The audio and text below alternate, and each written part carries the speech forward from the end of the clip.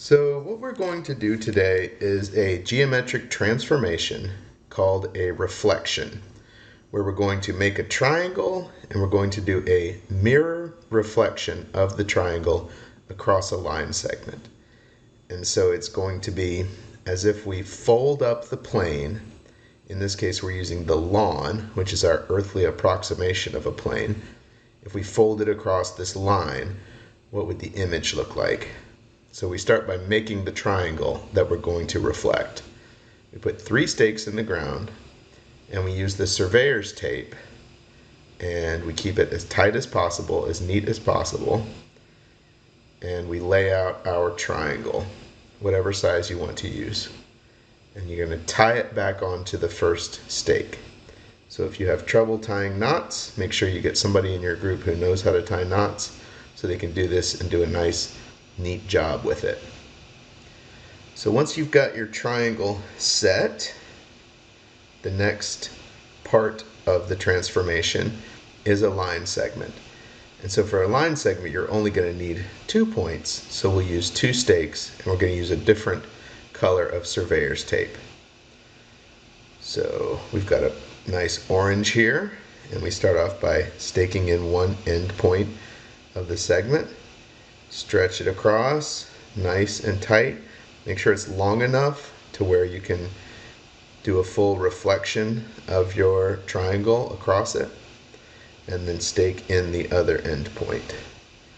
And so the transformation that we're going to do is we're going to take each vertex, each corner, and imagine that you walk directly from the corner towards the line segment at the shortest possible direction. When you get to the line segment, you're going to continue in that same direction for the same distance that you walked originally. So the same distance across the line segment. So a mirror reflection. So in other words, we want to find a point that is at a 90-degree angle across the line segment, and then the same distance on the other side, using only these tools. And so you can see that the point that I've picked out is it looks too far away from the line segment. And I also don't even know if I'm at a 90-degree angle between the pink path and the orange path, because I'm not allowed to eyeball it. So I have to come up with some steps that will help me know that I've picked out the right spot. So in geometry, a lot of times, if we're looking for a specific point or path, we look somewhere else first, and then we work with that. So now I've picked out a segment that is clearly not at a right angle to my segment that I'm going to use for the reflection. So that's obviously not the path that my vertex will follow, but I'm going to use that path. You can try this too, or you can do it your own way. I'm going to duplicate that segment.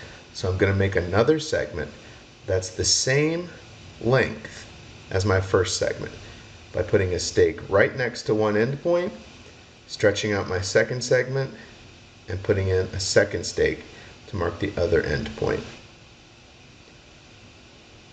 Tear it off. Now I've got 2 congruent line segments. I want to make sure that they're both starting right at that vertex, right at that corner. I want to be as accurate as possible with these tools that I have. And so by doing this, I know that I've eliminated some paths. These paths right here are obviously not the correct path because it's a longer distance to get to the segment from there. But these paths are shorter than the path that I chose. And I need to find the very shortest one in order to take my vertex to that point and then across to reflect it across the line segment.